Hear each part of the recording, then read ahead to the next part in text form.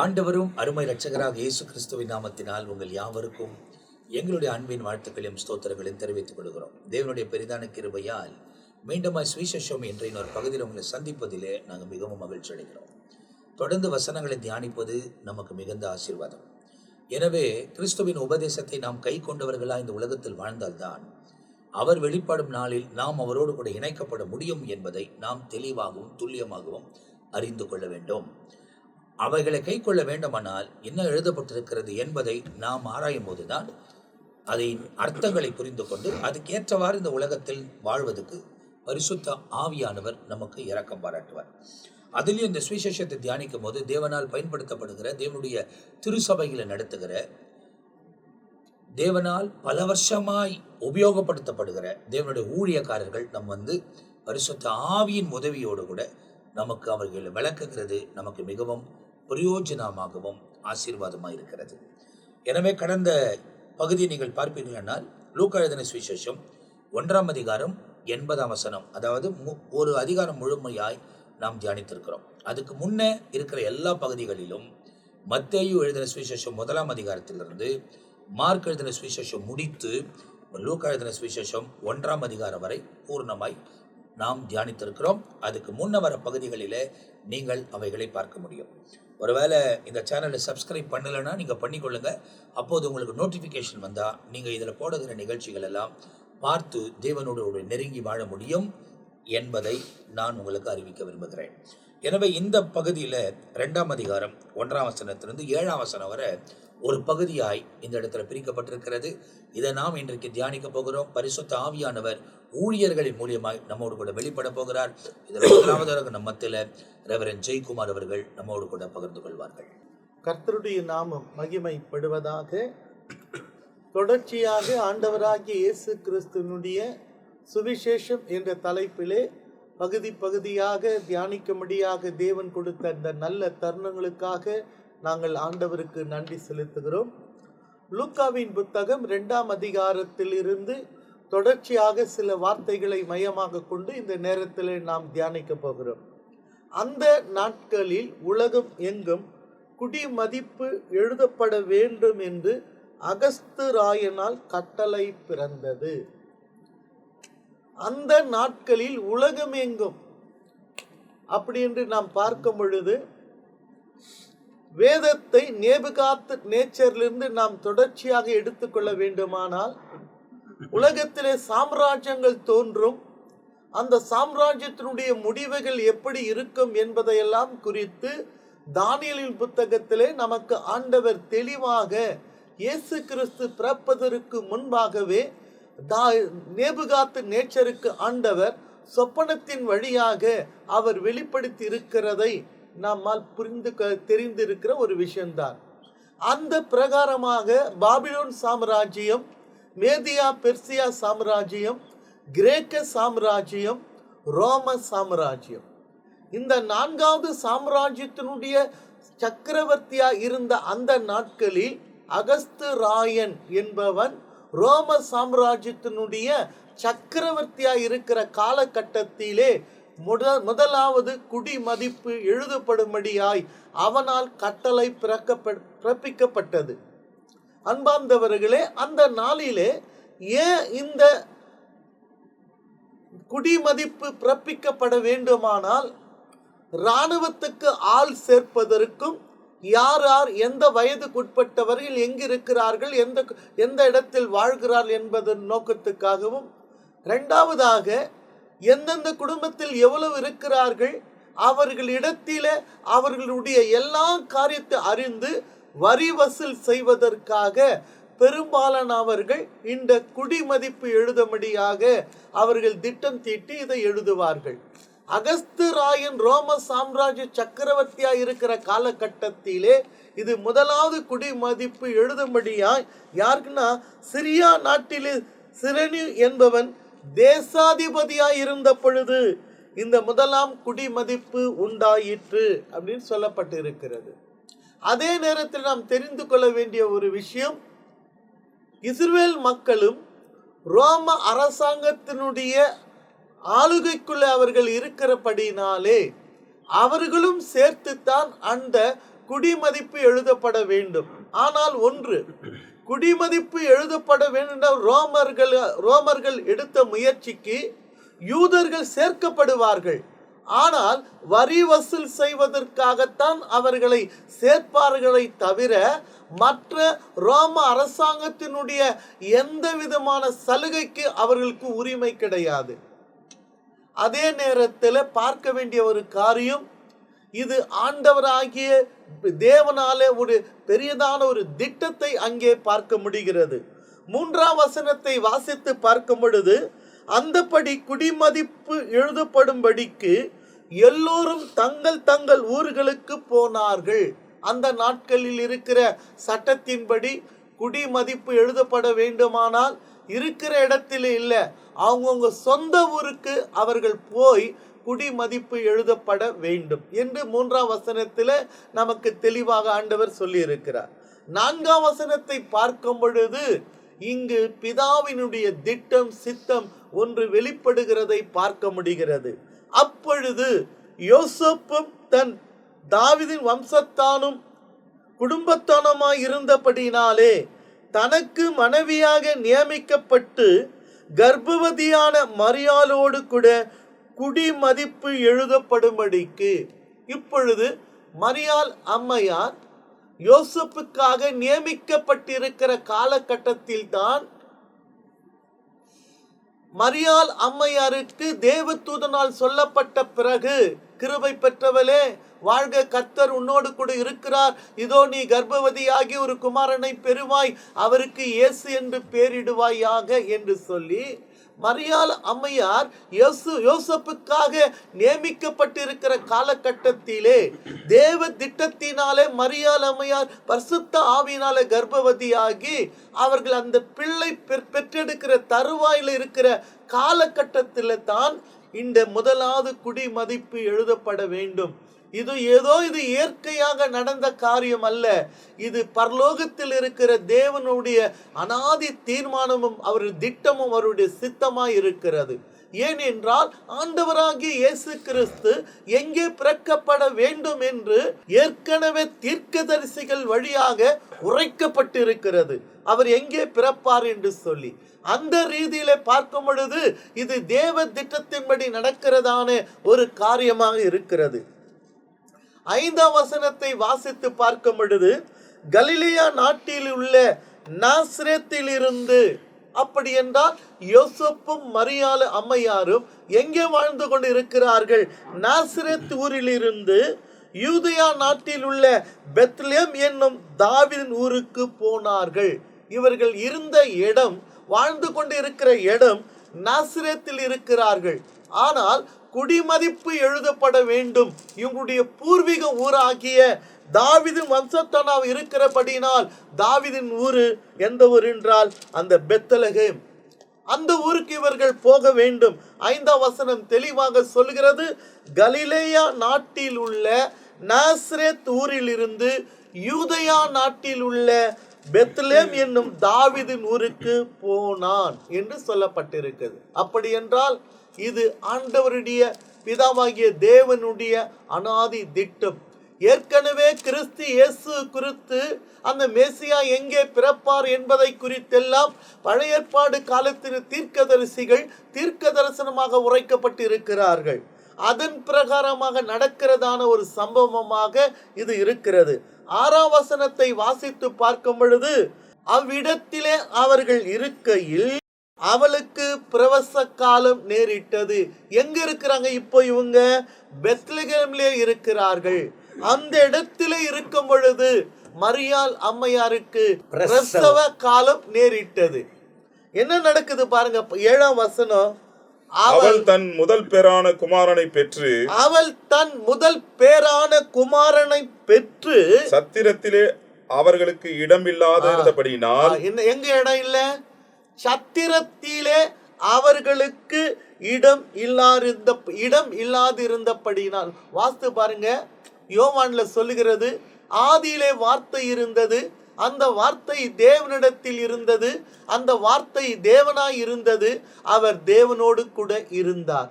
உண்டானது ஒன்றும் அவர் அல்லாமல் உண்டாக்கப்படவில்லை. அப்படி என்றால் வானத்தையும் பூமியும் உலகத்தையும் படைத்த சர்வ வல்லமுள்ள தேவனாகிய கர்த்தர், அவர்தான் அந்த யோவான்ல சொல்லும்படி அந்த வார்த்தை மாம்சமாகி கிருபையினாலும் சத்தியத்தினாலும் நிறைந்தவராக நம்மிடத்தில் வாசம் செய்தார் என்று நமக்கு வேதம் தெளிவாக ஆணித்தரமாக எடுத்துரைத்திருக்க, அந்த தேவகுமாரனுக்கு வேதம் சொல்லுகிறது அவருக்கு சத்திரத்தில் கூட இடம் இல்லை. அது அர்த்தம் என்னன்னா, எல்லாத்தையும் படைத்த தேவன், வானத்தையும் பூமியும் உலகத்தை படைத்த தேவன், நாம் காண்கின்ற எல்லாவற்றையும் சிருஷ்டித்த தேவனுக்கு பூமியில அவருக்கு இடமே இல்லை. ஆனால் நடந்தது என்ன? சத்திரத்திலே இடம் இல்லாது இருந்தபடியினால் பிள்ளையை துணிகளில் சுற்றி முன்னணையிலே கிடத்திருக்க காண்பீர்கள். இதில் ஒரு பெரிய ரகசியம் என்னன்னு சொன்னா, கிடத்தினால் அப்போ இது ஏன் அவர்கள் பிள்ளையை துணிகளில் சுற்றி முன் அணையிலே கிடத்தினால், இதுக்கு என்ன அர்த்தம் என்று சொல்லி பார்க்கும் பொழுது, ஆண்டவர் பிதாவாகிய தேவன் இஸ்ரவேல் ஜனங்களுக்கு 12 கோத்திரத்துக்கும் நியாயப்பிரமாணத்தின்படி மோசையின் மூலமாய் கொடுக்கும் பொழுது, அவர்கள் தங்கள் பாவ நிவர்த்திக்காக வருடத்துக்கு ஒரு முறை உலகத்தில் எங்கிருந்தாலும் அவர்கள் எருசலேம் தேவாலயத்துக்கு வந்து தங்கள் பாவ நிவர்த்திக்காய் ஆடுகளை மாடுகளை வாங்கி புறாக்குஞ்சுகளை வாங்கி திராணிக்கேற்றபடி அவர்கள் பலி செலுத்த வேண்டும். ஆனால் அந்த பலியிடுகிற ஆடுகளையும் மாடுகளையும் புறாக்குஞ்சுகளை அவர்கள் எங்கே சென்று வாங்குவார் என்று சொன்னால், உதாரணமாக அந்த ஆட்டு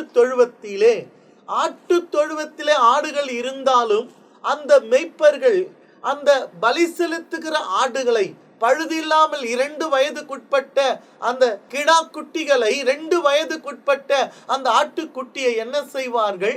மந்தைக்கு முன்பாக முன் அணை என்று ஒன்று உண்டாக்குவார்கள். அதற்கு பேர் தான் முன் அணை. அந்த முன் அணையில் இருக்கிற ஆடு குட்டி எந்த பழுது இல்லாமல் பலி செலுத்துவதற்கு ஆயத்தமாய் இருக்கிறது என்பதற்கு அடையாளமாக அதற்கு துணிகளில் சுற்றி தான் அதை வளர்ப்பார்கள். அதுக்கு அப்ப அந்த ஆட்டை பலி செலுத்த வாங்க வேண்டிய யூதர்கள் வரும் பொழுது தொழுவத்துக்கு போக மாட்டார்கள். அவர்கள் முன்னணையில் இருக்கிற அந்த இடத்துக்கு சென்று துணியினால் சுற்றி இருக்கிற அந்த ஆட்டுக்கடாவை வாங்கி பலி செலுத்துவதற்கு, ஏன்னா அந்த மெய்ப்பெண் அது பழுது இல்லாம 2 வயதுக்குட்பட்டதான அதை ஏற்றபடி வளர்ப்பார். அதைத்தான் இந்த இடத்திலே மரியா அதற்கு ஒப்பனையாக, அதற்கு அடையாளமாக அந்த அம்மையார் அதுக்குன்னு சொல்லல, ஆனா அது தேவ திட்டத்தின்படியே அது நடக்கிற ஒரு சம்பவமாக இருக்கிறது. அதைத்தான் மேய்ப்பர்களுக்கு கூட தூதன் சொல்லும் பொழுது, இதோ நீங்க பயப்படாதிருங்க, எல்லா ஜனத்துக்கும் மிகுந்த சந்தோஷத்தை உண்டாக்க நற்செய்தி உங்களுக்கு அறிவிக்கிறேன். இன்று கர்த்தராகிய கிறிஸ்து என்ற இரட்சகர் உங்களுக்கு தாவீதில் பிறந்திருக்கிறார். பிள்ளையை துணிகளில் சுற்றி முன் அணையிலே கிடத்திருக்க காண்பீர்கள். இதுவே உங்களுக்கு அடையாளம் என்று சொல்லுகிறார். இதில் நாம் என்ன தெரிஞ்சுக்கிறோம்? இந்த உலகத்தை மீட்கும் பொருளாக, உலகத்துக்கு எல்லா மக்களுடைய பாவ நிவர்த்திக்காக நமக்காக அடிக்கப்படுகிற ஆட்டாக, ஜீவ பலியாக இந்த உலகத்திலே பிறந்ததான நசரேயனாக இயேசு நம்முடைய எல்லாருடைய பாவத்துக்காக தன்னையே ஒப்பு கொடுத்து அடிக்கப்பட்ட ஆடாக தன் ஜீவ பலியா தன்னையே ஒப்பு கொடுத்தார். ஆகையால் தான் யோவான் ஸ்நானகன் இயேசுவை சொல்லும் பொழுது, இதோ உலகத்தின் பாவத்தை சுமந்து தீர்க்கிற தேவாட்டுக்குட்டி என்று அழைக்கிறார். ஆகையால நாம் 2000 ஆண்டுகளுக்கு முன்பாக நமக்கு ஒரு இரட்சகர் பிறந்தார். அவர் தான் ஆண்டவராகிய இயேசு கிறிஸ்து. பிறந்தது நோக்கம் என்ன? பிறப்பை நாளை கொண்டாடுவதற்காக அல்ல. அதே நேரத்தில் நாம் அவர் நமக்காக இந்த உலகத்தில் பாவ நிவர்த்திக்காக, நம்முடைய பாவங்களுக்காக, நம்முடைய சாபங்களுக்காக எல்லாவற்றையும் தன்மேல் ஏற்றுக்கொண்டு நமக்காக ஜீவபலியாக ஒப்பு கொடுத்து அந்த கல்வாரி சிலுவையிலே அடிக்கப்பட்டவராக, பாடுபட்டவராக, விழாவில் குத்தப்பட்டவராக, ரத்தம் சிந்தி அவர் நமக்காக ஜீவனை விட்டது நம்மை மீட்கும் பொருளாக. அவர் சிந்தின ரத்தம் நம் பாவத்தை கழுவி நம்மை சுத்தகரிக்கிறது, நம்மை பரிசுத்தமாக்குகிறது. ஆகையால் அன்பார்ந்தவர்களே, 2000 ஆண்டுகளுக்கு முன்பாக வந்த இயேசு ஏதோ இந்த உலகத்திலே ஒரு மதத்தை ஸ்தாபிக்கிற தேவன் அல்ல. அவர் ஒரு மார்க்கத்தை, ஒரு வழியை உண்டாக்க வந்தார். பாவத்தில் நம்மை விடுதலையாக்க வந்தார். அவர் அல்லாமல் எந்த மனுஷனும் நித்திய ராஜ்யத்துக்கு, பரலோகத்துக்கு பிரவேசிக்கவே முடியாது. அவர் வருகை என்பது மிகவும், அவர் வாய்மொழி சொன்னது மிகவும் நம்முடைய நாட்களில் நிறைவேறி கொண்டிருக்கிறது. மனம் திரும்புவோம், இயேசுவை இரட்சகராக ஏற்றுக்கொள்வோம், அவருடைய கட்டளைக்கு கீழ்ப்படிவோம், பரிசுத்தமாய் வாழ்வோம், நித்திய ராஜ்யத்தை நாம் சுதந்திரித்துக் கொள்வோம். கர்த்தர் நமக்கு கிருபை செய்வாராக. இந்த பகுதியில் நீங்க பார்க்கும்போது லூக்கா எழுதின சுவிசேஷம் 2ஆம் அதிகாரம் 1ஆம் வசனத்திலிருந்து 7ஆம் வசனம் வரை நாம் தியானிக்க கேட்டிருக்கிறோம். அப்படி பார்க்கும்போது ஆண்டவர் தம்முடைய கிருபையின் பிரசனங்கள் நம்முடைய வாழ்க்கையில் விளங்கப்படுகிறது நம்மால் பார்க்க முடிகிறது. அந்த இடத்துல அவர்களுக்கு என்ன அறிவிக்கப்பட்டது என்பதை ரொம்ப தெளிவாக சொல்லப்பட்டிருக்கிறது. நடந்த சம்பவங்கள் ரொம்ப துல்லியமாக அங்கே எழுதப்பட்டிருக்கிறது. அப்போ இவைகளை குறித்து கேள்விப்பட்டிருக்கிறோம். இப்போ அடுத்தது நீங்க பார்த்தீங்கன்னா 8ஆம் வசனத்திலிருந்து 20ஆம் வசனம் வரை இந்த 13 வசனங்கள் பரலோகத்தில் என்ன நடந்தது, இந்த மெய்ப்பர்கள் என்ன ஆனார்கள். ஏன்னா மெய்ப்பர்களை குறித்து மத்தேயும் எழுதல, மார்க்கும் எழுதல, நான் லூக்கா எழுதுகிறேன். அப்போ இந்த இடத்துல நீங்க பார்க்கும்போது அவங்க 2 பேரும் எழுதாத ஒரு விஷயத்தை லூக்கா எழுதுகிறத நம்ம பார்க்க முடிகிறது. காரணம், யோவானும் இந்த காரியத்தை குறித்து சொல்லவில்லை. அந்த காரியங்கள் என்ன என்பதை குறித்து தொடர்ச்சியை நாம் தியானிக்க போகிறோம். நம்ம ரெவரண்ட் ஜான் பீட்டர் ஐயா நம்மோடு கூட அவைகளை பேச போகிறார்கள். லூக்கா 2ஆம் அதிகாரம் 8 முதல் 20. பரலோகமும் பூலோகமும் சந்திக்கின்ற ஒரு அனுபவம். பரலோகத்தில் உள்ள பரம ரகசியங்கள் பூலோகத்தில் வாழ்கிற ஒரு காரியமும் ஒரு சரியான தெளிவு இல்லாதவர்களுக்கு அறிவிக்கப்பட்டதான அறிவிப்பு. இப்ப இந்த இடத்துல மேய்ப்பர்கள், தூதர்கள் என்ற தூதர்கள் பரலோக தொடர்பு, மேய்ப்பர்கள் பூலோகத்தின் தொடர்புள்ளவர்கள். ஆண்டவர் எதை விரும்புகிறாருன்னு சொன்னா, பரலோகத்தில் தேவ திட்டம் நிரம்பி இருக்கிறது. பூலோகத்தில் இருக்கிறவர்களுக்கு அது முறைப்படி அறியவில்லை. அதை அறிவிப்பதற்கு இணைப்பாலமாக முன்குறிக்கப்பட்டவர்கள்தான் அன்று தேவ தூதர்கள், இன்றைக்கும் தேவ தூதர்கள். அப்ப இங்க அறிவிக்கிறவர்கள், அறிந்து கொள்ளுகிறவர்கள் என்கிற நிலையில் 8லிருந்து 20 வரைக்கும் பார்க்கும்போது 8ஆம் வசனத்தில், அப்பொழுது அந்த நாட்டிலே மேய்ப்பர்கள் வயல்வெளியில் தங்கி ராத்திரியில் தங்கள் மந்தைகளை காத்து கொண்டிருந்தார்கள். மேய்ப்பர்கள் அப்படின்னு சொன்னால் நமக்கு தெரியுது, ஆடு மேய்க்கிறவங்க, ஆடு மேய்ப்பர்கள், மாடு மேய்ப்பவர்கள், பொறுப்பாக இருக்கிறவர்கள். இது அவங்க வேலையை கவனிச்சுக்கிட்டு இருக்காங்க. அந்த நாட்டிலே, எந்த நாடு? யூதேயா நாட்டிலே அங்கே வசனம் சொல்லப்பட்டிருக்கிறது. அப்போ இந்த மேய்ப்பர்கள் யார் அப்படின்னு சொன்னால், ஒரு நல்ல பொறுப்புள்ளவர்கள், பொறுப்பாக இருக்கிறவங்க. எங்கேயோ இப்போ அநேகர் தங்கள் நாட்களை வீணடிச்சுக்கிட்டு இருப்பாங்க. இவர்கள் பொறுப்புள்ளவர்கள். பொறுப்புள்ளவர்கள்கிட்ட தான் ஆண்டவர் எப்போவுமே தமது காரியங்களை வெளிப்படுத்துவார். இதை இந்த 8ஆம் வசனத்தில் பார்க்கிறோம். 9ஆம் வசனத்தில் பார்க்கும்போது இந்த இவர்களுக்கு செய்தி வருகிறது. இவங்க செய்தி எல்லாம், இந்த மேய்ப்பர்களின் செய்தி எல்லாம் ஆட்டு சத்தத்தை கேட்பதும் அங்குள்ள காரியங்களில் கவனத்தில் வைப்பதும் தான். இப்ப இவர்களுக்கு ஒரு இதுவரை அறியாத, கேட்காத, அனுபவம் இல்லாத, வித்தியாசமான, ஆனால் அதே நேரத்தில் தேவையான, அறியக்கூடிய ஒரு பூமியிலே வாழ்கிற இவர்களுக்கு இவர்கள் வாழ்க்கையின் எதிர்காலத்தின் ஆசீர்வாதத்திற்கான செய்தி பரலோகத்திலிருந்து வருகிறது. இந்த பரலோக செய்தியை கொண்டு வருகிறவர்கள் யார்? தூதர்கள். அதில் குறிப்பா ஒரு தூதன் முதல்ல வரும். அந்த தூதன் என்ன சொல்றார் அப்படின்னா, அங்க நின்ன உடனே தேவ மகிமை பிரகாசிக்கிறது. பூமியில என்னைக்குமே இருளின் அனுபவம். இருள்னா பயம், வேதனை, அதிர்ச்சி, பாவம், அதுதான் அங்க இருக்கும், அதுக்குள்ள அடங்கி இருக்கும். எப்பவுமே பரலோகம் என்று சொல்லும் போது பாவத்தை விலக்குவது, இருளை அகற்றுவது, சமாதானத்தை கொடுப்பது, ஒரு வித்தியாசமான உணர்வை வெளிப்படுத்துவது. அப்ப இதுதான் இங்க நடக்குது. தூதன் வந்தான். எங்கே? இவர்கள் இருக்கிற இடத்துல. இவர்கள் வயல்வெளியில இருக்காங்க. அவங்க வந்த உடனே இவர்கள் அந்த சுற்றிலும் பிரகாசித்தது. அவங்க பயந்தாங்க. அப்ப அப்போ பரலோகத்தில் இருக்கிறவங்க தேவனோட இணைந்திருக்கிறதினால் அந்த தேவ மகிமை இவர்களோடு இருக்கிறது.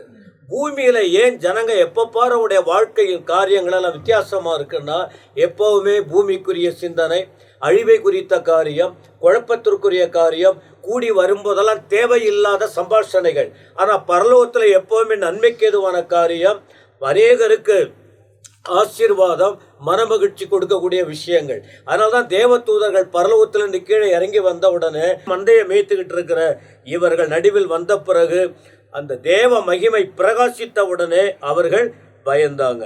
அப்போ வந்தவர்கள் என்ன செஞ்சாங்க? அவர்கள் வந்த நோக்கத்தை நிறைவேற்றுறாங்க. என்ன? 10ஆம் வசனம். வந்தவுடனே, ஏன்னா ஏற்கனவே பயந்தாங்க பாருங்க. தேவன் யார் தெரியுமா? தெய்வீகம் யார் தெரியுமா? பயந்தவர்களின் பயத்தை அப்புறப்படுத்துவது, தைரியப்படுத்துவது. அப்ப அந்த தூதன் வாயில வந்தவுடனே அந்த வார்த்தை பயப்படாதிருங்கள். முதல்ல தைரியப்படுத்திட்டு ஒரு விசேஷித்த நற்செய்தி அறிவிக்கப்படுகிறது. நல்ல செய்தி. பரலோகம் என்னைக்குமே நல்லதை சொல்லும். நல்ல செய்தி. என்ன செய்தி? அந்த வசனம் பாருங்க. இதோ எல்லா ஜனத்துக்கும் மிகுந்த சந்தோஷத்தை உண்டாக்கும் நல்ல செய்தியை உங்களுக்கு. இங்க ஒரு சிறிய கூட்டம், ஆனா உலகம் முழுவதுக்குரிய எல்லா ஜனத்துக்கும் உரிய நல்ல செய்தி, நற்செய்தி. அப்போ ஆண்டவர் கொடுக்கிற செய்தி எப்பவுமே ஒரு காரியம் ஒரு மனுஷங்க ஏதாவது ஒன்று பேசுனாங்கன்னா, ஒருத்தவங்ககிட்ட பேசினா எத்தனையோ பேருக்கு துர்ச்செய்தியாக மாறி போயிடுது. ஆனால் பரலோக தேவன் ஒருவன் மூலமாக ஒரு சிறிய கூட்டத்துக்கு அறிவிக்கப்பட்டது. ஆனால் அதற்குள்ளே மறைந்திருக்கிற காரியம் என்ன? உலகத்தில் வாழ்கிற அத்தனை பேருக்கும் உரிய நல்ல செய்தி.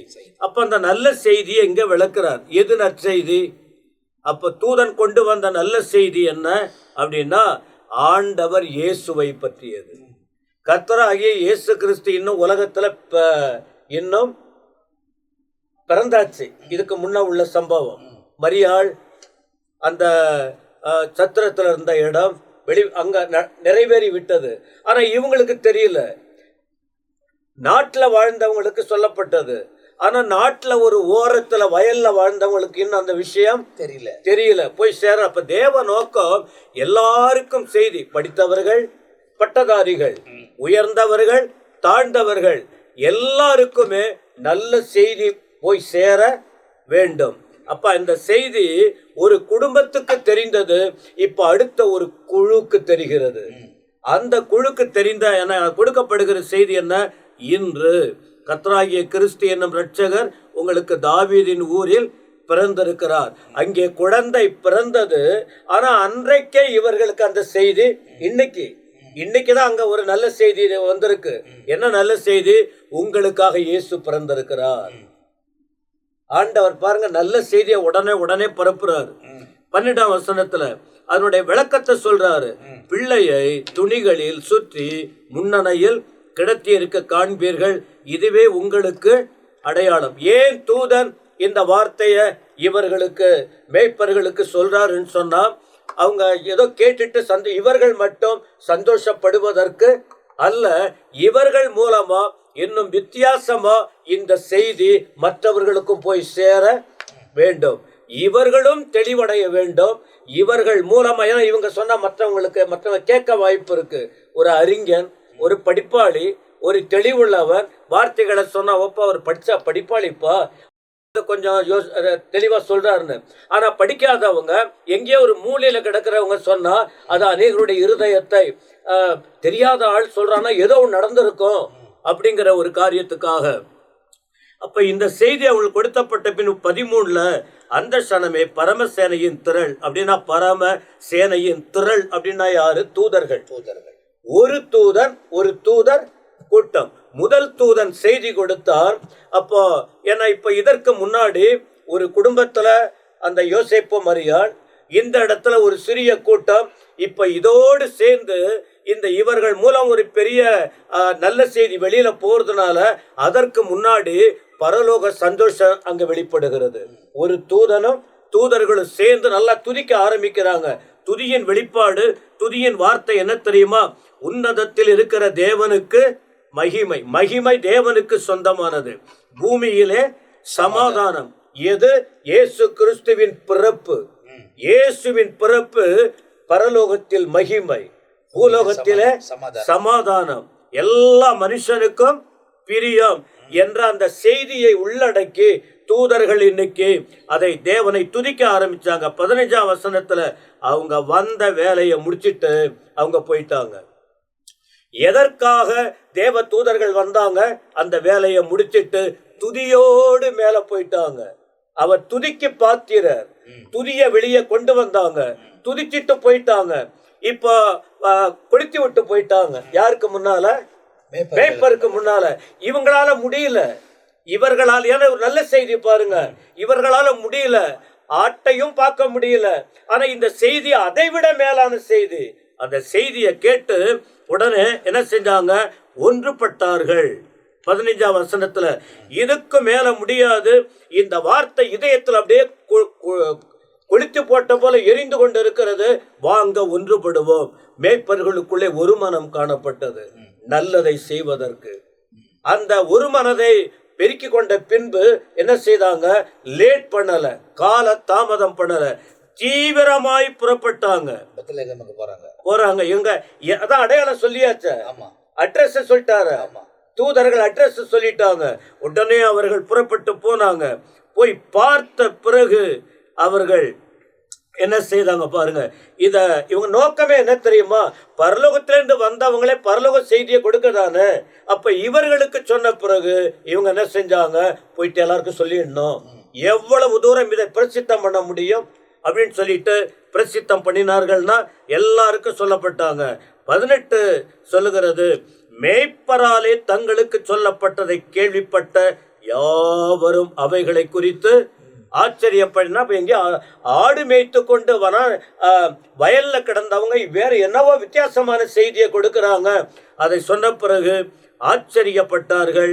19ஆம் வசனம், அவர்கள் மரியாள் அந்த சங்கதிகளை எல்லாம் தன் இருதயத்தில் வைத்து சிந்தனை பண்ணினால் 20 மேய்ப்பர்களும் தங்களுக்கு சொல்லப்பட்டதின்படியே கேட்டு கண்ட எல்லாவற்றுக்கும் தேவனை மகிமைப்படுத்தி துதித்து கொண்டு திரும்பி போனார்கள். தூதர்களும் வந்தார்கள். அவர்கள் ஊழியம் முடிந்தது. துதித்து கொண்டு மேலே போனார்கள். இவர்களுக்கு செய்தி கொடுக்கப்பட்டது. செய்தியை கேட்டவர்களும் கர்த்தரை மகிமைப்படுத்தி துதித்து மீண்டும் தங்கள் பொறுப்புக்கு போனார்கள். ஆனால் இவர்கள் சொன்ன வார்த்தையோ எல்லா ஜனத்துக்கும் இந்த நல்ல செய்தி இவர்கள் மூலம் ஒரு கூட்டத்துக்கு பரவி விட்டது.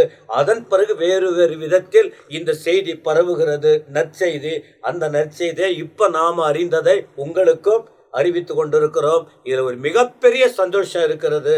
கேட்பவர்களுக்கு, உணர்பவர்களுக்கு அந்த சந்தோஷத்தை அனுபவிக்க முடியும். இந்த இடத்துல நீங்க பார்ப்பீங்க அப்படின்னா 8ஆம் வசனத்திலிருந்து 20ஆம் வசனம் வரைக்கும் துல்லியமாக நடந்த காரியங்கள் நமக்கு தெளிவாய் அறிவிக்கப்பட்டிருக்கிறது. இப்போ நாம் 21ஆம் வசனத்திலிருந்து 24ஆம் வசனம் வரை லூக்கா என்ன எழுத வருகிறார் என்பதை குறித்து பார்க்க போகிறோம். இதில் மெய்ப்பர்களுக்கு அறிவிக்கப்படுகிறது.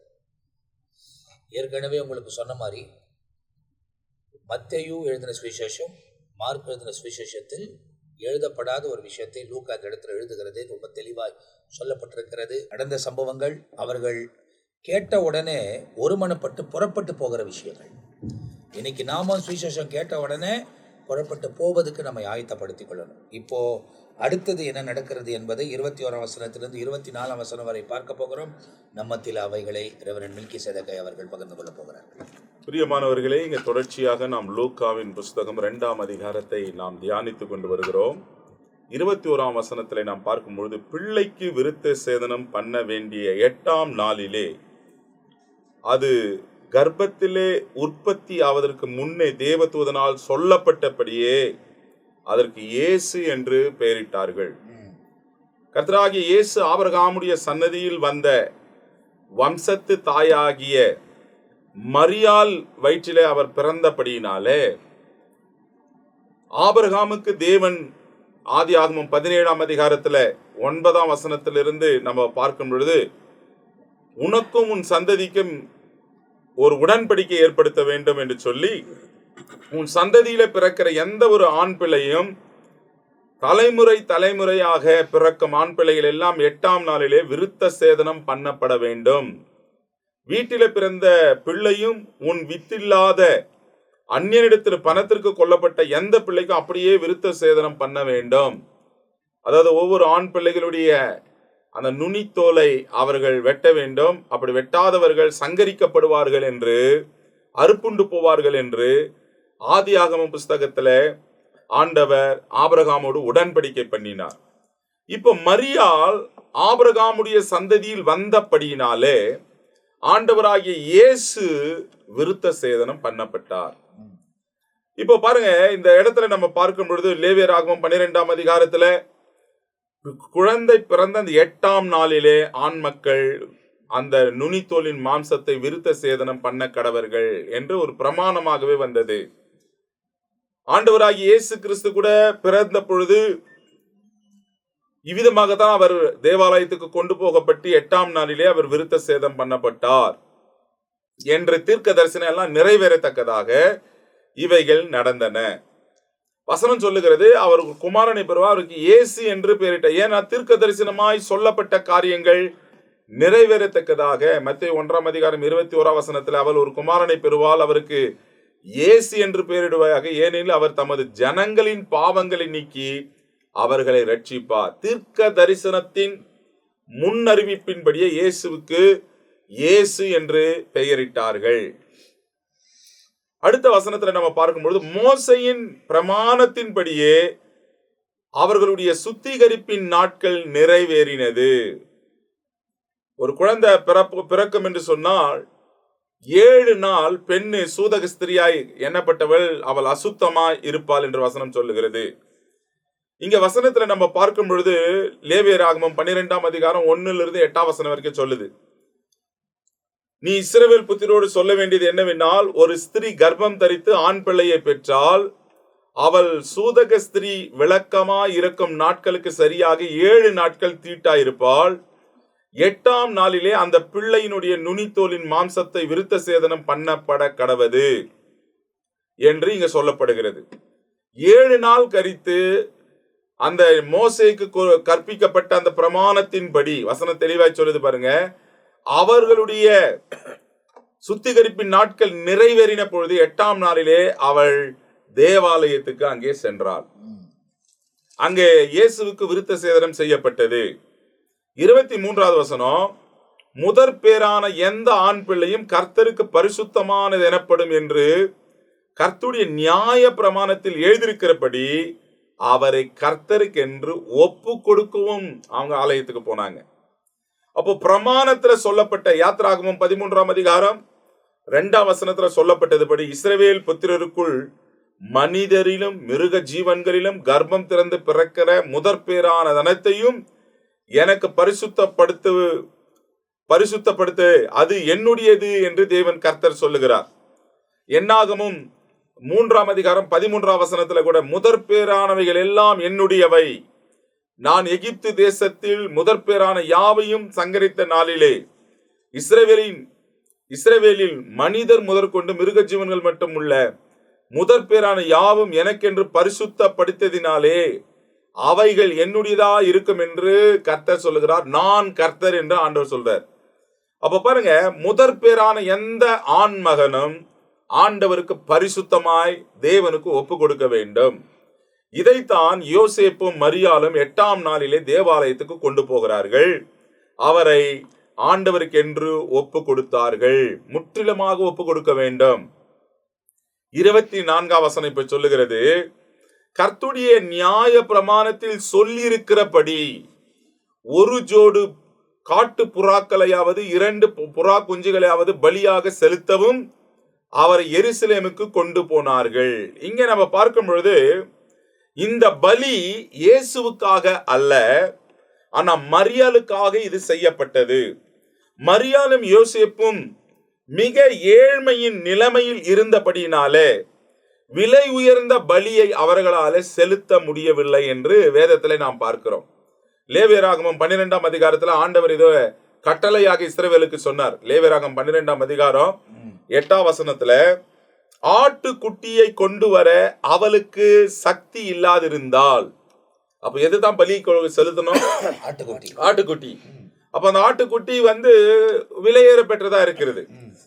அப்படி அவங்களுக்கு சக்தி இல்லாதிருந்தால் 2 காட்டு புறாக்களையாவது 2 புறா குஞ்சுகளாவது ஒன்றை சர்வாங்க தகன பலியாகவும் மற்றொன்றை பாவ நிவாரண பலியாகவும் கொண்டு வர கடவள். அதனால் ஆசாரியன் அவளுக்காக பாவ நிவர்த்தி செய்ய கடவன், அப்பொழுது அவள் சுத்தமாவாள் என்று சொன்னார். இப்போ இவங்க எதை கொண்டு வந்தாங்கன்னு வசனம் சொல்லுகிறதுனா, ஒரு ஜோடு காட்டு புறாக்களை இவர்கள் கொண்டு வந்து எருசலேமுக்கு போய் பலி செலுத்துறாங்க. அப்போ அக்கார்டிங் டு த வேர்ட் என்ன சொல்றதுன்னா, அவங்களுக்கு வசதி இல்லை. வசதி இல்லாத ஏழ்மையான குடும்பத்துல தான் ஆண்டவர் உதித்தார். பலி யாருக்காக செலுத்தப்படணும்னா, குழந்தைக்காக அல்ல, இயேசுவுக்காக அல்ல, பெற்றெடுத்த மரியாளுக்காக, அவளுடைய சுத்திகரிப்புக்காக பலி செலுத்த வேண்டும். வசனம் இங்க தெளிவாய் சொல்லப்படுகிறது. ஒரு பலியை அவர்கள் பாவ நிவாரண பலியாகவும் இன்னொன்று அவர்கள் தகன பலியாகவும் ஒப்பு கொடுக்க வேண்டும் என்று தெளிவாய் சொல்லப்படுகிறது. சொல்லப்பட்டபடியே இவர்கள் இந்த பலியை கொண்டு வந்து கர்த்தருடைய சன்னிதானத்திலே அவர்கள் செலுத்தினார்கள்.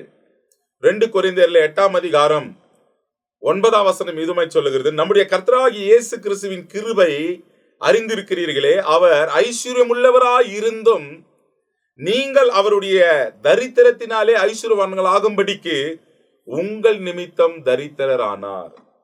ஏதோ இயேசு தாழ்மையில ஏழ்மையின் கோலத்துல வந்தார், ஆனால் அவர் தரித்திரர் அல்ல, அவர் ஐஸ்வர்யம் உள்ளவர். நமக்காக தரித்திரராய் மாறினார். தரித்திரராய் அவர் மாறினதினாலே நம்மை ஐஸ்வர்யவான்களாய் மாற்றுகிறார்.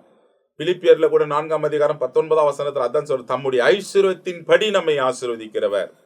அப்போ நியாய பிரமாணத்துல சொல்லப்பட்டவைகளை பெற்றோர்களாகிய யோசேப்பும் மரியாளும் 8ஆம் நாளிலே இந்த பிள்ளையை கொண்டு போய் ஆசாரிடத்துல காண்பிக்கவும், அங்கே பலிகளை செலுத்தவும், வேதத்தில் பிரமாணத்துல சொல்லப்பட்டபடி அவர்கள் புறாக்களை கொண்டு போய் பலியாய் செலுத்தி சுத்திகரிப்பின் நாட்களை நிறைவேற்றினார்கள்.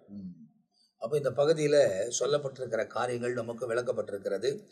2ஆம் அதிகாரம் 1ஆம் வசனத்திலிருந்து நீங்கள் தொடர்ச்சியாக 24ஆம் வசனம் வரை நமக்கு தேவனால் பயன்படுத்தப்படுகிற ஊழியர்கள் வாயிலாய் கர்த்தர் நம்மோடு கூட வெளிப்படுத்தியிருக்கிறார். அதில் குறிப்பாக ரெவரண்ட் ஜெயக்குமார் அவங்க பேசும்போது பிள்ளையை முன்னணியில் கடத்தியிருப்பார்கள். அப்போது அதே போல தான் அந்த நாட்களில் பலி செலுத்தப்படுகிற ஆடுகளை முன்னணியில் வைத்திருப்பார்கள். அது துணினாலே சுத்தப்பட்டிருக்கும். அதே போல தான் இயேசு கிறிஸ்துவை முன்னணியில் வைத்ததுக்கு அடையாளம் என்ன? இயேசு நமக்காக பலியாக போகிறார் என்பதுக்கு அடையாளமாய் தான் அன்றைக்கு காண்பிக்கப்பட்டது, அந்த மெய்ப்பர்களுக்கும் அறிவிக்கப்பட்டதை நாம் பார்க்கிறோம். அதை தொடர்ந்து நடந்த அவரை கொண்டு போய் பிரதிஷ்டை பண்ணுவதும், விருத்த சேதனத்தை பண்ணுவதும், தேவ சமூகத்தில் ஒப்பு கொடுக்கிற காரியத்தை அவர்களுக்கு என்ன சொல்லப்பட்டிருக்கிறதோ அந்த முறையின்படி, மோசையின் நியாய பிரமாணத்தின்படி அவர்கள் செய்ய வேண்டிய காரியங்களை செய்து முடிக்கிறார்கள். அடுத்தது நீங்கள் பார்ப்பீர்களானால், பரிசுத்தாவினால் நிரப்பப்பட்ட ஒரு மனிதனாகிய சிமியோனை குறித்து இந்த இடத்துல வேதத்தில் எழுதப்பட்டிருக்கிறது. அது அடுத்த பகுதியில் நாம் பார்க்க போகிறோம். சுவிசேஷத்தை தெளிவாய் தெரிந்து கொள்ளுங்கள், சுவிசேஷத்தின்படி வாழ்வதற்கு உங்களை ஒப்புக் கொடுங்கள். உண்மையாகவே ஆண்டவர் தம்முடைய கிருபையின் பிரசன்னத்தை நம்முடைய வாழ்க்கையில் விளங்க பண்ணி வழிநடத்துவதற்கு அவர் உண்மை உள்ள தேவனாக இருக்கிறார். இப்போ இங்கே ஒரு கேள்வி ஃபஸ்ட்டு முடிக்கிறதுக்கு முன்னே அவங்களுக்கு விளக்கிறதுக்காக ஒரு விஷயம். யாராவது ஒருத்தர் நீங்கள் பேசலாம், அதை குறித்து ஒரு 2 நிமிஷம் பேசினா கூட, இயேசு கிறிஸ்துக்கு விருத்த சேதனம் பண்ணாங்க, நாம் அதேபடி செய்யணுமா அப்படின்ற ஒரு கேள்வி எழுமா அவங்க ஒரு வேளை பார்க்கக்கூடியவங்களுக்கு அவங்களுக்கு என்ன பதில் சொல்லுவோம் நம்ம அப்படி? அதாவது சொந்தமானதிலே அவர் வந்தார், சொந்தமான ஜனங்களோ அவரை ஏற்றுக்கொள்ளவில்லை. ஆபிரகாமோடு செஞ்ச உடன்படிக்கை மாம்ச பிரகாரமான உடன்படிக்கை. இப்போ நம்ம ஆவியிலே விருத்த சேதனம் பண்ணப்பட்டவர்கள், இருதயத்திலே விருத்த சேதனம் பண்ணப்பட்டவர்கள். மாம்சப்படி நம்ம ஆபிரகாமுடைய சந்ததியிலே விசுவாசிக்கிறதுனால ஆபிரகாமுடைய பிள்ளைகளை நாம் இணைக்கப்படுகிறோம். மாம்ச பிரகாடி நம்ம செய்ய வேண்டிய அவசியம் இப்ப இல்லை. இப்ப விசுவாச மார்க்கத்தாராய் நம்ம மாறி இருக்கிறோம். அதுதான் அப்போஸ்தலனாகிய பவுல் சொல்றாரு. ஆமா, அதை குறித்து என்ன விஷயம்னா ரட்சிப்பு. இருதயத்தில் விருத்த சேதனம் என்பது இயேசுவை உள்ளத்தில் ஏற்றுக்கொள்ளும் போது நமக்குள்ள இருக்கிற அவங்க அந்த சரீரத்தின்படி செய்யப்பட்டது. நாம ரட்சிக்கப்பட்டு ஞானஸ்நானம் எடுத்து அவருடைய பிள்ளையா மாறுறோம் பாருங்க. நாம் அந்த ஆபிரகாமின் உடன்படிக்கை சரீர சம்பந்தமானது, ஆவிக்குரிய உடன்படிக்கை ரட்சிப்பை பெற்று அவருடைய பிள்ளையாய் மாறுவது, அது உள்ளத்தில் ஏற்படுகிற விருத்தம். ஐயா சொன்னது போல விசுவாசம், ரட்சிப்பு, ஞானஸ்நானம் இது நமக்கு அவசியம். அப்போ அதுக்கு தான் அதுக்கு விளக்கம். ஏன் அதை கேட்டேன் அப்படின்னாக்கா, இந்த இடத்துல எழுதப்பட்டிருக்குது, அப்போ இதெல்லாம் நம்ம ஃபாலோ பண்ணலாமா அப்படின்றத சில பேர்லாம் கேட்பாங்க. அதுக்கான விளக்கம் தான் இப்போ உங்களுக்கு கொடுக்கப்பட்டிருக்கு. நாம் ஆவிக்குரிய பிள்ளைகள் ஆவியினால் விருத்த சேதனம் அடைந்திருக்கிறோம். எனவே சுவிசேஷம் அறிந்து விசுவாசித்து ஞானஸ்தானம் பெற்று தேவனோடு கூட வாழுகிறது அதே முறைகளுக்குள்ள நம்மை நடத்துகிறது. இப்ப பாருங்க, ரோமர் 2ஆம் அதிகாரம் 28ஆம் வசனம். ஆதலால் புறம்பான யூதனானவன் யூதன் அல்ல, புறம்பான மாம்சத்திலே செய்யப்படும் விருத்த சேதனமும் விருத்த சேதனம் அல்ல. அப்போ அக்காலத்திலே சொந்தமான அந்த யூதன்னா அதை நம்ம செய்யணும். இப்போ நம்ம வந்து விசுவாச மார்க்கத்தாராய் இருதயத்துல விருத்த சேதனமும் செஞ்சாலும் இல்ல செய்யாகட்டியும் ஒண்ணு இல்லைன்ற அந்த நிலைமைக்கு புதிய ஏற்பாட்டு காலத்துல வந்துருச்சு. இப்ப நம்ம எல்லாம் வந்து அந்நியர்கள். அப்படி பாத்தீங்கன்னாக்கா நம்ம எல்லாம் அந்நியர்கள். அவரை விசுவாசிக்கிறதுனால அவருடைய சந்ததியிலே நாம் இணைக்கப்படுகிறோம். அதுதான் வேதம் மிக தெளிவாய் சொல்லுகிறது. நீங்க ஏதோ சொல்ல வந்தீங்க பாஸ்டர். நீங்க கேட்ட ஒரு கேள்வி, மோசையின் மூலமாக நியாய பிரமாணத்துக்கு உட்பட்டவர்கள் தான் பிள்ளையை பிறந்த பொழுது ஆபிரகாமிலிருந்து அது வருகிறது. 8ஆம் நாளிலே விருத்த சேதனம் செய்யப்படணும். அது நியாய பிரமாணத்துக்கு உட்பட்டவராக இருந்த மக்களுக்காக சொல்லப்பட்ட பிரமாணம். ஆனால் கிறிஸ்து இயேசு இந்த பூமிக்கு இரட்சகராக வந்த பிறகு அவர் நியாய பிரமாணத்தின் படியே அவருக்கு விருத்த சேதனம் செய்யப்பட்டது, நிறைவேறப்பட்டது. ஏன்னா நியாய பிரமாணத்தை அழிக்க அல்ல, அதை நிறைவேற்றவே நான் வந்தேன் என்று சொன்னார். இயேசுனுடைய எல்லாவுடைய மரணம், பிறப்பு, வளர்ப்பு, பாடு, மரணம் எல்லாமே நியாயப்பிரமாணத்துக்கு உட்பட்டதுதான். நியாயப்பிரமாணத்தின்படி ஒரு மனுஷனுடைய பாவ நிவர்த்திக்க ஆடுகளை மாடுகளை பலி செலுத்தப்பட வேண்டும். ஆனால் கிறிஸ்து இயேசு பிதாவின் அநாதி தீர்மானத்தின்படி கிருபாதர பலியாக தன்னையே எல்லாவற்றுக்கும், எல்லா உடன்படிக்கைக்கும், நியாயப்பிரமாணத்தில் சொல்லப்பட்ட இருக்கிற எல்லா உடன்படிக்கைக்கும் கிறிஸ்து இயேசுவை எல்லாவற்றும் தன் மீது ஏற்று நியாயப்பிரமாணத்தை நிறைவேற்றி விட்டார், அழிக்கல. அப்ப அந்த விருத்த சேதனம் என்பது நியாயப்பிரமாணத்துக்கு உட்பட்டது. அவர் கிறிஸ்து தன் எல்லாவற்றையும் நியாயப்பிரமாணம் உட்பட்ட எல்லாவற்றையும் எப்படி பாவ நிவர்த்திக்காக ஆடுகளை பலிகளை ஆட்டுக்கடாக்களை மாடுகளை பலி செலுத்த வேண்டும் என்பது நியாயப்பிரமாணம் போதிக்கிறது அல்லவா? அவைகள் எல்லாவற்றையும் கூட நியாயப்பிரமாணம் உட்பட்ட எல்லா கட்டளைகளையுமே கிறிஸ்து தன் சிலுவையில நிறைவேற்றார். அதற்கு பிறகு நாம் விருத்த சேதனம் செய்யப்பட வேண்டிய அவசியம் அல்ல. அதைத்தான் பவுல், இது 1வது நூற்றாண்டிலே ஏற்பட்டதான ஒரு பிரச்சனை. எதுக்குன்னு சொன்னா, கலாத்திய சபையில கூட இந்த பிரச்சனை வந்தது. புத்தி இல்லாத கலாத்தியரே, நீ இவ்வளவு இதுக்கு போறது உங்களுக்கு போதித்தது யார்? ஏன்னு சொன்னா, யூத மார்க்கத்தில் இருந்து வந்த கிறிஸ்தவர்கள் சபைக்கு வருகிறார்கள், புறஜாதியில் இருந்து வருகிற கிறிஸ்தவர்களும் சபைக்கு வருகிறார்கள். சபைக்கு வந்த பிறகு ஒரு பிரச்சனை வருகிறது கலாத்திய திருச்சபையில். என்னன்னு சொன்னாக்கா, அந்த யூத மார்க்கத்தில் வந்தவங்க விருத்த சேதனம் செய்யப்பட்டவர்கள், புறஜாதியில் வந்த விருத்த சேதனம் செய்யப்படாதவர்கள்.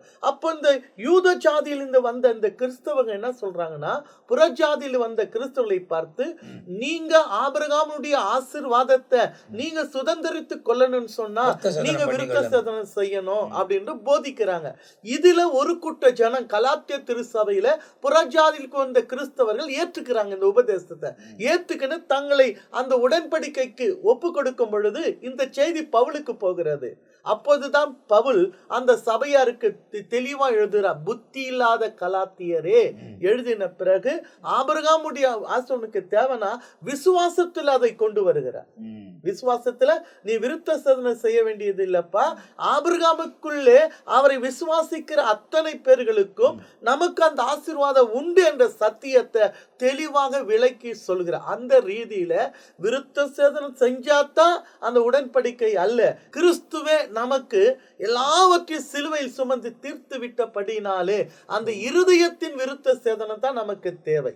அந்த கிருபையின் பிரமாணம் மாம்சத்தில் விருத்த சேதனம் கேட்கல, இருதயத்தில் விருத்த சேதனம் நமக்கு எடுத்து உரைக்கிறது.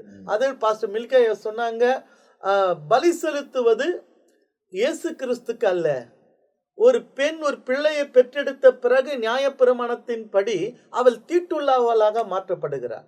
அந்த சுத்திகரிப்பு நாள் என்பது 40 நாளும் அவளுக்கு இருக்குமா. லேவியாகத்தில் சொல்லப்பட்ட 40 நாள் அளவு, 40 நாள் அளவுக்கு பிறகு தான் தன்னுடைய சுத்திகரிப்பின் முறையின்படி அவள் அதை போய் செலுத்தணும். அப்ப அந்த ஏழ்மையான கூட அந்த பலி செலுத்தப்பட்டது இயேசுக்காக அல்ல, மரியாள் அம்மையாருக்காக. ஏன்னா அந்த பிள்ளை பெற்று 40 நாள் அளவும் அந்த சுத்திகரிப்பு முறை என்று ஒன்று வரும் லேவியாகத்திலே நியாயப்பிரமாணம் சொல்லப்பட்ட பிறகு. இயேசுக்காக வேதத்திலே எங்குமே அவருக்காக பாவ நிவர்த்தி பலி செலுத்தப்படவே இல்லை. வேதத்தில் அவர் வாழ்ந்தார், 33 வருஷம் வாழ்ந்திருக்கிறார். நியாயப்பிரமாணத்தின்படி எங்கேயாகிலும் இயேசுனுடைய பாவ நிவர்த்திக்காக பலி செலுத்தப்பட்டதா? இல்ல. ஏறக்குறைய 33 பஸ்கா பண்டிகையை கொண்டாடி இருக்கிறாங்க. ஆனா எந்த இடத்திலும் ஏன்னா அவர் பாவம் இல்லாதவர். இப்ப அவருக்கு பலி செலுத்தினா அவர் பாவத்துக்கு உட்பட்டவராக மாறிடுவார். வேதத்துல எந்த வேதத்துல நாம ரெஃபரன்ஸ்ல படிச்சு பாருங்க, வேற எதுலுமே படிச்சு பாருங்க, இயேசுக்காக பாவ நிவர்த்திக்காக பலி செலுத்தப்படவில்லையே தவிர அவர் தான் நமக்காக நம்முடைய பாவத்துக்காக தன்னையே பலியாய் ஒப்பு கொடுத்தார். இப்போ ரோமரின் புஸ்தகம் 4ஆம் அதிகாரம் 9ஆம் வசனத்திலிருந்து 11ஆம் வசனம் வரைக்கும் ஆபிரகாமை குறித்து, அவன் விருத்த சேதனம் இல்லாத பொழுதே அவன் விசுவாசித்து நீதியா எண்ணப்பட்டானா. இப்போ விருத்த சேதனம் இல்லாததும் எதுன்ட்டு ஆபிரகாமை வச்சு இங்க பவுல் சொல்றாரு. இப்ப என்ன சொல்றாருன்னா, விருத்த சேதனம் இல்லாத போதே அவன் விசுவாசிச்சு அவன் நீதிமான். அந்நிய தேசத்திலிருந்து அழைக்கப்பட்டவன் இவன், அந்நிய தேசத்திலிருந்து வர வைக்கப்பட்ட விசுவாசித்தை படி. இப்ப அவன் விசுவாசம், அதாவது விருத்த சேதனம் இல்லாத போது அவன் விசுவாசித்தான். இப்ப நாமும் இந்த கடைசி வசனத்துல என்ன சொல்லுதுன்னா, நாமும் யாவரும் விருத்த சேதனம் இல்லாதவர்களாய் விசுவாசிக்கிற யாவருக்கும் நீதி எண்ணம் பொருட்டாக அவர்களுக்கு அவன் தகப்பனாய் மாறினான். அப்ப நம்ம இருதயத்துல விசுவாசிச்சனா இருதயத்துல நம்மளுக்கு விருத்த சேதனம் உண்டாகிறது, தேவனுடைய பிள்ளைகளாய் நாமும் மாறுகிறோம். இயேசு அற்புதம் செஞ்சு ஒரு முறையும் பாவங்களை மன்னிச்ச ஒவ்வொரு நேரமும் என்ன சொன்னாரு, இவனும் ஆபிரகாமுடைய குமாரனா இருக்கிறானே. விசுவாசித்தபடியால், இயேசுவை விசுவாசித்தபடியால் இவர்களும் ஆபிரகாமுடைய குமாரனா விசுவாசிகளின் அந்த சந்ததியில சேர்க்கிறார். மாம்சத்தின்படி அடையாளம் அது. ஆனா இப்ப நம்ம ஆவியிலே, உள்ளான மனுஷனிலே, இருதயத்துல விருத்த சேதனம் பண்ணப்பட்டவர்கள். விருத்த சேதனமும் இல்ல, ஒன்றும் இல்ல. விருத்த சேதனமும் ஒன்றும் இல்லை. என்னன்னா விசுவாச மார்க்கத்தார். விசுவாசத்தின் உச்சகட்டம் என்ன தெரியுமா? எல்லாவற்றுக்கும் இயேசு மரித்தார். முடிவு என்ன தெரியுமா? உயிரோடு எழுந்தார். அப்போ உயிரோடு எழுந்ததனால பழைய காரியத்தை கை கொள்ள வேண்டிய அவசியம் இல்லை, புது வழி இயேசுவின் உயிர்த்தெழுதல். பவுல் அழகா விளக்குறாரு, அவர் உயிரோடு எழும்பலன்னா அந்த பிரமாணத்தை கை கொள்ள வேண்டிய அவசியம் இல்லை. பழைய காரியத்துக்கும் பாவத்துக்கு செத்து நீதிக்கு பிழைத்தல், உயிர்த்தெழுதல். அதனால அதை நம்ம கை கொள்ள வேண்டிய அவசியம் இல்லை. அதுதான், அதை முக்கியப்படுத்துவதற்கு தான் அந்த கேள்வி எழுப்பப்பட்டது. அதை கொஞ்ச நேரம் அதில் தியானித்தாலும் என்ன செய்ய வேண்டும், என்ன செய்யக்கூடாது என்பதை நாம் இந்த இடத்துல ரொம்ப தெளிவாய் கற்றுக்கொள்ளுகிறோம். அதே நேரத்தில் நீங்கள் பார்த்தீங்கன்னா, மாம்சத்துக்குரியவர்கள் எல்லாம் விருத்த சேதனம் பண்ணி வந்த அந்த காலத்தில் ஆவினால பிறந்த இயேசு கிறிஸ்து விருத்த சேதனம் பண்ணினதோட எல்லா காரியங்களும் முடிந்தது என்பதையும் நாம் அதில் தெரிந்து கொள்ள முடியும். மாம்சத்தில் பிறந்தவர்கள் பண்ணார்கள், ஆனால் ஆவினால் உண்டாக்கப்பட்டவரும் நம் நிமித்தமாக இந்த இடத்துல அவர் விருத்த சேதனம் பண்ணி மொத்தத்தில் நிறைவேற்றி முடித்தார். அவர் எப்படி நமக்காக மரித்து அவர் ரத்தத்தை சிந்தி நம்முடைய பாவம் நிவர்த்தி அடைகிறதோ அதே போல அந்த விருத்த சேதனமும் நிவர்த்தி அடைகிறது என்பதை நாம் தெளிவாய் தெரிந்து கொள்ள வேண்டும். நம் இருதயம் விருத்த சேதனம் உள்ளதாய், விருத்த சேதனம் அடைந்து தேவனுக்கேற்றதாய் வாழ வேண்டும் என்பதை அதுக்கு பின்னை வந்த தேவனால் சந்திக்கப்பட்ட, தேவனால் பயன்படுத்தப்பட்ட அப்போஸ்தலனாகிய பவுல் தன்னுடைய நிருபங்களில் எழுதுகிறதை நாம் இப்போது கேட்டோம். எனவே ரொம்ப தெளிவாய் வசனத்தை அறிந்து கொள்ளுங்கள், வசனத்துக்கு ஏற்ற மாதிரி உங்கள் வாழ்க்கையை ஒப்புக் கொடுங்கள். இயேசு உங்கள் வாழ்க்கையில் மேன்மையான காரியங்களை செய்வார். மீதியான காரியங்களை அடுத்த பகுதியில் நாம் பார்க்க போகிறோம். இதோடு கூட நாங்கள் எல்லாரும் விடை பெறுகிறோம். கர்த்தர் உங்களை ஆசீர்வதிப்பாராக. ஆமேன், ஆமேன்.